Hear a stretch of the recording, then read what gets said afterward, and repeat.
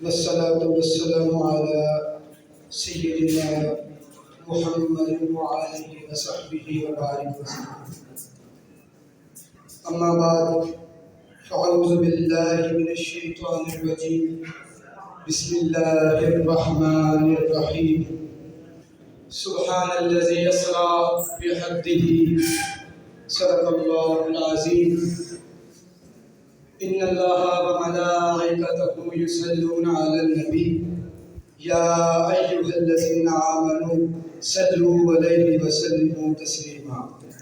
اللهم صل على سيدنا ومولانا محمد وعلى آلہ وصحبہ وبارک وسلم. سرے لامکاں سے طلب ہوئی، سرے لامکاں سے طلب ہوئی، سوئے منتہا وہ چلے نبی. سرے لامکاں سے طلب ہوئی، سوئے منتہا وہ چلے نبی.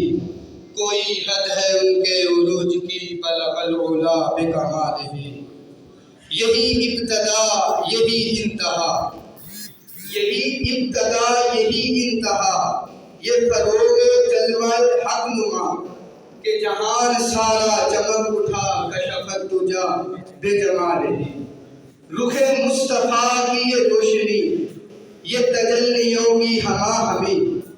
رخ مصطفیٰ کی یہ روشنی، یہ تجلیوں کی ہما ہمی کہ ہر ایک چیز چمک اٹھی کشف الدجا بجمالہ. وہ سراپا رحمت کبریا، وہ سراپا رحمت کبریا کہ ہر ایک پہ جن کا قلم ہوا. یہ کلام پاک ہے برملا حسنت جمیع خصالہ. یہ کمال خلق محمدی، یہ کمال خلق محمدی کہ ہر ایک پہ چشم کرم نہیں. یہ کمال خلق محمدی کہ ہر ایک پہ چشم کرم رہی. سر حشر نعرہ امتی حسنت جمیع خصالہ. وہی حق نگر، وہی حق نگر، وہی حق نما. رخ مصطفیٰ ہے وہ آئینہ، وہی حق نگر وہی حق نما. رخ مصطفیٰ ہے وہ آئینہ کہ خدا پاک نے خود کہا صلو علیہ وآلہ. سبحان اللہ،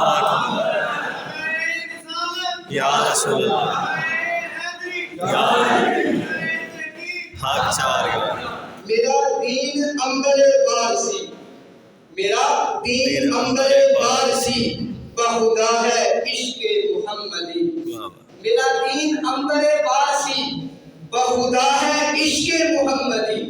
میرا ذکر و فکر ہے بس یہی صلو علیہ وآلہ.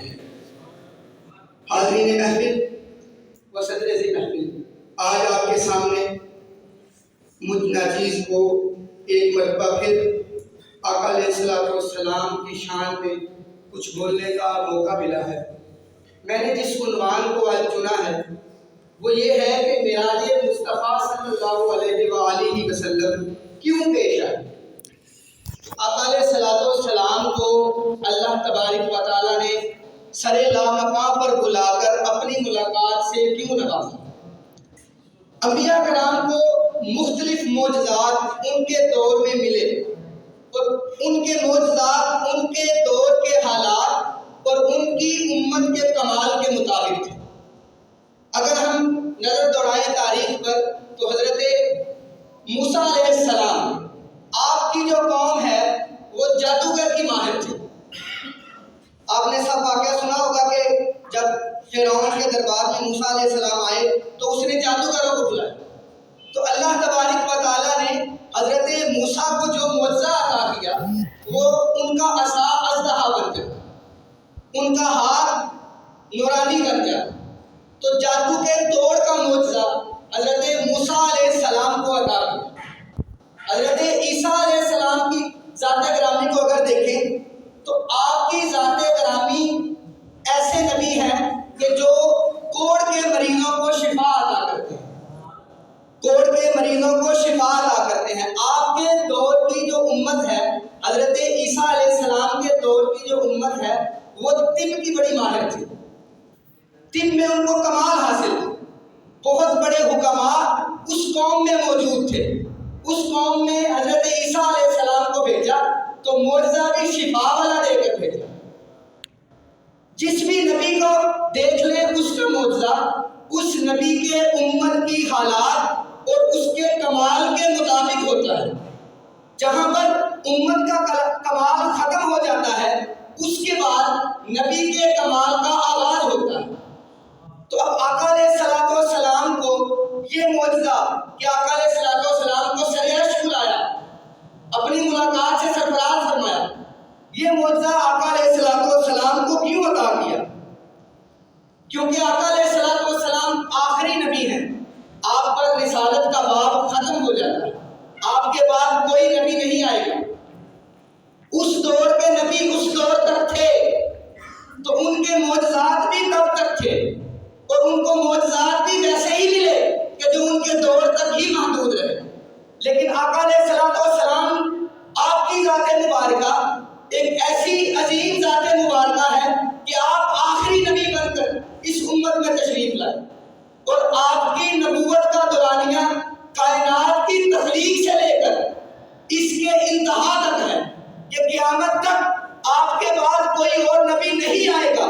تو آپ کا بھی معجزہ ایسا تھا کہ جس کو قیامت تک دوام ملے۔ اللہ تبارک و تعالیٰ کو یہ پتا تھا کہ اس محمد مصطفیٰ صلی اللہ علیہ وآلہ وسلم کی امت چاند پر بھی قدم رکھے گی، مریخ پر بھی قدم رکھے گی، زندگی بھی دریافت کرے گی، بہت سے سیارے دریافت کرے گی، ٹیکنالوجی میں کمال پر پہنچے گی۔ اس وجہ سے آقا علیہ الصلوۃ والسلام کو معجزہ بھی عطا کیا، تو اس کمال سے کہ اس ٹیکنالوجی سے بھی اوپر جا کر جہاں پر ساری حدیں ختم ہو جاتی ہیں، جو لامکاں ہے، وہاں پر آقا علیہ الصلوۃ والسلام کو بلا کر اپنی ملاقات سے سرفراز کرا۔ آقا علیہ الصلوۃ والسلام کا یہ جو سفر ہے یہ 3 مرحلوں پر مشتمل ہے۔ اللہ تبارک و تعالیٰ نے 15ویں سپارے کی آیت شروع فرمائی، سبحان الذی اسریٰ بعبدہ، یہ پہلا مرحلہ ہے کہ پاک ہے وہ ذات جو لے گئی کہاں سے کہاں تک، مسجد حرام سے مسجد اقصیٰ تک۔ اس کی تفصیل مکمل کتابوں میں ملتی ہے، آپ کو مختلف واقعات ملیں گے جس میں آقا علیہ الصلوۃ والسلام کا مسجد اقصیٰ میں نماز پڑھانا، امامت فرمانا، کل انبیاء کی امامت مسجد اقصیٰ میں فرمائی۔ اس کی مکمل تفصیل تاریخ کی اور حدیث کی کتب میں درج ہے۔ اس سے جو اگلا مرحلہ ہے وہ ہے مسجد اقصیٰ سے سدرۃ المنتہا تک۔ جو پہلا مرحلہ ہے اس کو عقل تسلیم کر دی ہے، سب مانتے ہیں، ہر کوئی مانتے ہیں کہ یہاں تک آقا علیہ الصلوۃ والسلام پہنچے، اس لیے اس کی تفصیل مکمل ملتی ہے۔ اب یہاں سے آگے اس دنیا سے جو اگلا جہاں ہے وہ اس عقل سے بھی اگلا جہاں ہے، اس عقل میں بھی وہ جہاں نہیں سماتا، اس وجہ سے اس کی تفصیل زیادہ نہیں ملتی۔ بس اتنا بتا دیا کہ آقا علیہ الصلوۃ والسلام کی ذات مسجد اقصیٰ سے جبریل کے ساتھ چلی اور سدرۃ المنتہا تک پہنچی۔ سدرۃ المنتہا ایک ایسی جگہ ہے جہاں پر فرشتے رہتے ہیں، یہ ایک درخت کا نام ہے جہاں پر فرشتے رہتے ہیں، ان کا ایک جھرمٹ ہے۔ فرشتوں نے عرض کیا، یا اللہ، یا الہ العالمین، آج تیرا محبوب تجھ سے ملنے کے لیے آ رہا ہے۔ ہم تو روز جاتے ہیں مدینہ پاک میں، اب جو کنڈیشن ہے فرشتوں کی، 70,000 فرشتے صبح آتے ہیں، 70,000 شام کو آتے ہیں سلام کرنے کے، اور جو ایک دفعہ آ جاتا ہے قیامت تک اس کی دوبارہ باری نہیں آئے۔ تو کئی فرشتوں نے عرض کیا کہ یا الہ العالمین، آگے تو یہ معاملہ ہوگا، ہم بھی تیرے مصطفیٰ کا دیدار چاہتے ہیں، ہم بھی تیرے مصطفیٰ کا دیدار چاہتے ہیں۔ تو اللہ تبارک و تعالیٰ نے کہا، فرشتوں پھر ایسا کرو، سارے سدرۃ المنتہا کے درخت پر اکٹھے ہو جاؤ۔ اس درخت کے اوپر تمام فرشتے بیٹھ گئے۔ آقا علیہ الصلوۃ والسلام کی ذات جب سدرۃ المنتہا کے مقام پر پہنچی تو سب فرشتوں نے آپ کا دیدار کیا۔ اس پر ایک شاعر نے بہت خوبصورت انداز میں بیان کیا ہے کہ رخ مصطفیٰ ہے وہ آئینہ، رخ مصطفیٰ ہے وہ آئینہ کہ اب ایسا دوسرا آئینہ، کیونکہ آقا علیہ الصلوۃ والسلام کی ذات مبارکہ آخری نبی ہے، آپ کے بعد کوئی اور نبی بن کر نہیں آئے گا۔ اللہ تبارک و تعالیٰ نے آپ کو بنا کر دوبارہ تخلیق کسی نبی کی نہیں فرمائی اور نہ ہی فرمانی ہے، اس لیے اس نے کہا کہ رخ مصطفیٰ ہے وہ آئینہ کہ اب ایسا دوسرا آئینہ نہ ہماری بزم خیال میں نہ دکانیں آئینہ ساز میں۔ یہاں پر آقا علیہ السلام کے سفر کا دوسرا مرحلہ مکمل ہوا، جس کی کچھ تفصیل اتنی ہی کتابوں میں درج ہے، اس سے آگے مزید تفصیل نہیں درج۔ اب جو اگلا تیسرا مرحلہ ہے وہ ہے سدرۃ المنتہا سے لے کر قاب قوسین یا اس سے بھی آگے تک۔ سدرۃ المنتہا سے لے کر قاب قوسین یا اس سے بھی آگے تک، اس کی کوئی تفصیل کتابوں میں نہیں ملتی۔ کسی قسم کی کچھ واقعات ملتے ہیں کہ آقا علیہ السلام کو جنت کی سیر کرائی گئی، دوزخ کی سیر کرائی گئی، امت کے حالات جنت میں بھی دکھائے گئے، امت کے حالات دوزخ میں بھی دکھائے گئے، مختلف احادیث ملتی ہیں۔ لیکن اس سے زیادہ جو ملاقات کا معاملہ ہے حضرت محمد مصطفیٰ صلی اللہ علیہ وآلہ وسلم کا، آپ کا اور اللہ کی جو ملاقات کا معاملہ ہے وہ فکان قاب قوسین او ادنا یہاں تک ہے، اس سے آگے کوئی بھی تاریخ میں کوئی بات نہیں، کیونکہ یہ ایسی بات ہے جو انسانوں کی عقل میں نہیں آنے والی۔ آپ کا معجزہ ایسا معجزہ ہے جسے کوئی بھی تسلیم نہیں کر سکتا۔ اب آقا علیہ السلام مدینہ مکہ شریف سے حتیم مکہ میں لیٹے تھے، جبرائیل آیا، لے کر چلا گیا، سدرۃ المنتہا پر گیا، پھر وہاں سے آگے گیا، اللہ تبارک و تعالیٰ سے ملاقات کی۔ ملاقات کرنے کے بعد جب اللہ تبارک و تعالیٰ سے ملاقات کرنے کے لیے اس کے بارگاہ میں سدرۃ المنتہا سے آگے جانے لگے تو جبرائیل کو فرمایا چلو جبرائیل اب آگے چلیں۔ تو جبرائیل وہاں کہتا ہے کہ نہیں یا رسول اللہ، اگر میں اس سے ایک قدم آگے اور بڑھا تو میں چونٹی کی مانند بھی آگے بڑھا تو میرے پر جو ہے وہ انوار تجلیات میں جل جائیں، اس سے آگے میرا جانا ممکن نہیں، اس سے آگے میں بالکل بھی نہیں جاؤں گا۔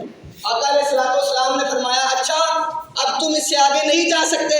فرمایا نہیں جا سکتا، یہاں دنیا کی اخیر ہے، دنیا اینڈ ہے، اس سے آگے کوئی نہیں جا سکتا، اس سے اوپر یہ خدا ہے اور اس کی ذات ہے۔ تو آقا علیہ السلام نے فرمایا پھر اس سے آگے میں جاؤں۔ آقا علیہ السلام وہاں سے آگے چلے تو ایک نورانی تخت آپ کے استقبال کے لیے آپ اس میں بیٹھے، وہ لے کر اللہ تبارک و تعالیٰ کی ملاقات جہاں پر ہونی تھی وہاں پر لے گیا۔ آقا علیہ السلام کو اللہ تبارک و تعالیٰ کے اسماء کے مختلف پردوں میں سے گزارا گیا۔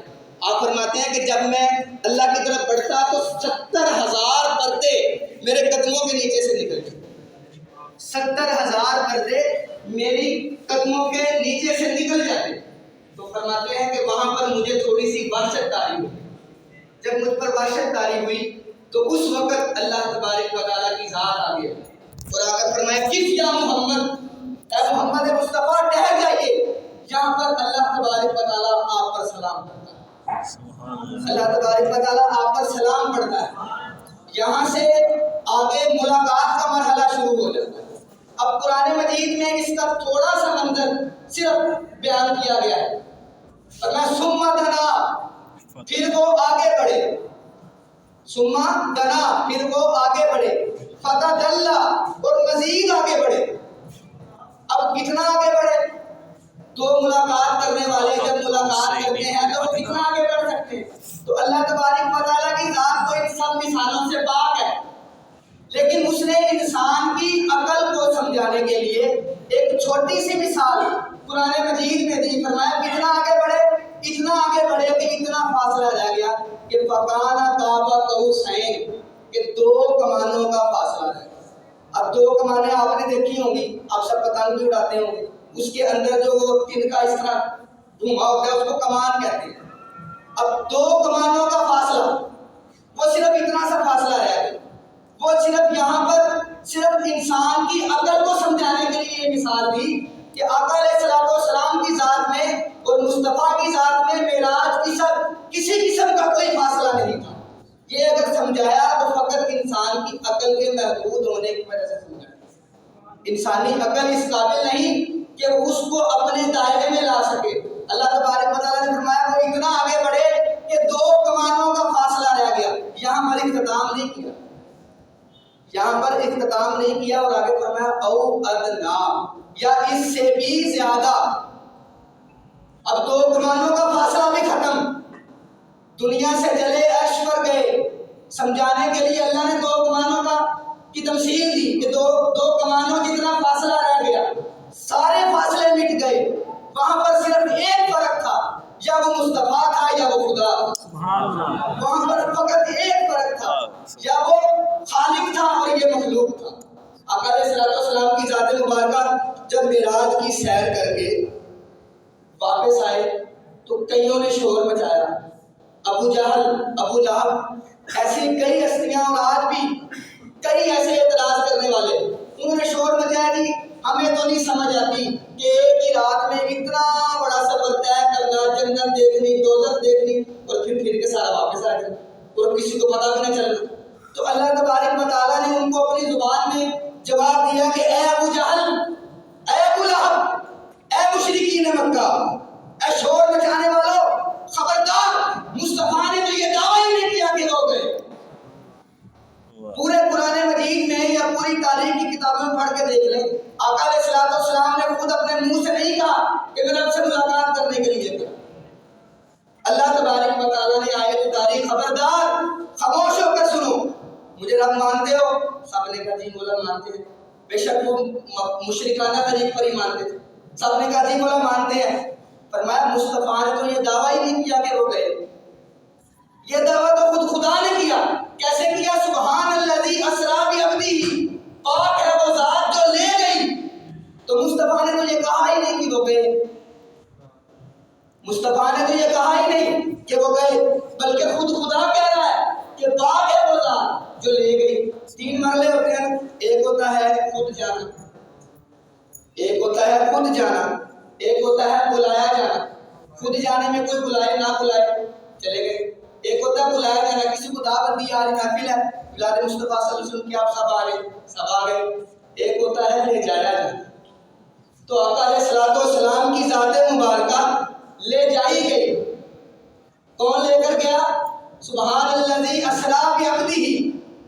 اب کوئی بھی پروگرام ہوتا ہے اس کے اندر میں پریس ریلیز جاری ہوتی ہے، اللہ تبارک و تعالیٰ نے خبر جاری کی. اب خود مہمان خود لینے نہیں آیا، بھیجا، جبریل کو بھیجا، براق بھیجا، پھر زخرف بھیجا، مختلف سواریاں بھیجی. آقا علیہ الصلوۃ والسلام ان سواریوں پر سوار ہو کر اللہ تبارک و تعالیٰ سے ملاقات کرنے کے لیے گئے. لیکن پریس کیا ریلیز کی کہ پاک ہے وہ ذات جو لے گئے. یہ نہیں کہا جبرائیل کہ جبرائیل لینے کے لیے آیا، بلکہ یہ کہا پاک ہے وہ ذات جو لے گئی. کس کو؟ اپنے بندہ خاص کو، مسجد حرام سے مسجد اقصیٰ تک. تو آقا علیہ الصلوۃ والسلام کی ذات مبارکہ، اس کے ساتھ ہر وقت اللہ تبارک و تعالیٰ موجود ہوتا ہے. اگر کوئی کہے کہ دیکھیں جی یہاں پر تو اللہ آیا نہیں، جبریل آئے، تو میں آپ کو ایک سفر بتاتا ہوں. مکہ سے چلے مدینہ ہجرت کے لیے، رستے میں غار میں رکے. حضرت سیدنا صدیق اکبر جنہوں نے سب سے پہلے معراج کی تصدیق کی، جس کی وجہ سے آپ کو صدیق اکبر کا لقب دیا گیا. اس وجہ سے حضرت ابوبکر صدیق کو صدیق اکبر کہا جاتا ہے کہ جب سب اعتراض کر رہے تھے، وہ کچھ کافروں نے گھیر لیا ابوبکر، اگر کوئی کہے میں ایک ہی رات میں زمین سے چلا، آسمان پر گیا، جنت کی سیر کی، دوزخ کی سیر کی، اللہ سے ملاقات کی اور ایک ہی رات میں واپس آ گیا، ایسا ممکن ہے؟ تو سیدنا صدیق اکبر نے کہا نہیں، ایسا ممکن بالکل نہیں، ایسا تو بالکل نہیں ہو سکتا کہ ایک رات میں اتنا فاصلہ طے کر کے چلے جائے. تو ان کافروں نے ابو جہل کو نے کہا پھر جاؤ، جس کو تم آخری نبی کہتے ہو وہ یہ کہہ رہا. تو میں اچھا آقا علیہ الصلوۃ والسلام کی ذات کہہ رہی ہے؟ فرمایا ہاں کہہ رہی ہے. ان کو بھی پکڑا بارگاہ مصطفیٰ میں لے گئے. فرمایا یا رسول اللہ آپ سنائیں کیسے گئے، کہاں گئے؟ آقا علیہ الصلوۃ والسلام نے اپنا سارا واقعہ معراج سیدنا صدیق اکبر کے سامنے کہا. سیدنا صدیق اکبر ہر جملے پر کہتے صدقت یا رسول اللہ، یا رسول اللہ آپ نے سچ فرمایا. تو اس وجہ سے حضرت سیدنا صدیق اکبر کو صدیق اکبر کہا جاتا ہے. غار میں جب داخل ہوئے تو کہا یا رسول اللہ دشمن حملہ کر دے گا، قتل کر دے گا. فرمایا بکر صدیق گھبرا رہا، ان اللہ معنا، اللہ ہمارے ساتھ ہے. تو یہ کیسے ہو سکتا ہے کہ مکہ سے مدینہ اللہ ساتھ ہو اور جب مکہ سے مسجد حرام جانا ہو، پھر مسجد اقصی، پھر سدرۃ المنتہا، پھر اپنے پاس بلانا ہو، پھر اللہ ساتھ نہیں ہو سکتا۔ کتنی ملاقات ہوئی، آخر پر ایک شعر عرض کر کے کہ وہ ان سب مثالوں سے پاک ہے۔ اللہ تبارک و تعالیٰ کی ذات مبارکہ ان تمام مثالوں سے، ایسے ملاقات سے پاک ہے۔ اس ملاقات میں کیا ہوا کسی کو نہیں معلوم۔ تو میر تقی میر فرماتے ہیں کہ وہ آئے بزم میں اتنا تو ہم نے دیکھا، وہ آئے بزم میں اتنا تو ہم نے دیکھا ہے میر، پھر اس کے بعد چراغوں میں روشنی نہ رہی، پھر اس کے بعد چراغوں میں روشنی نہ رہی۔ یعنی کہ اللہ تبارک و تعالیٰ اور آقا علیہ السلام کی اس ملاقات کو فقط یہ دو ہی جانتے ہیں۔ اس نے ہماری عقلوں کو سمجھانے کے لیے کچھ مثالیں اور کچھ واقعات ذکر کر دیے۔ حقیقی ملاقات کیسے ہوئی اس کا علم فقط یا خدا کو ہے یا اس کے مصطفیٰ کو ہے۔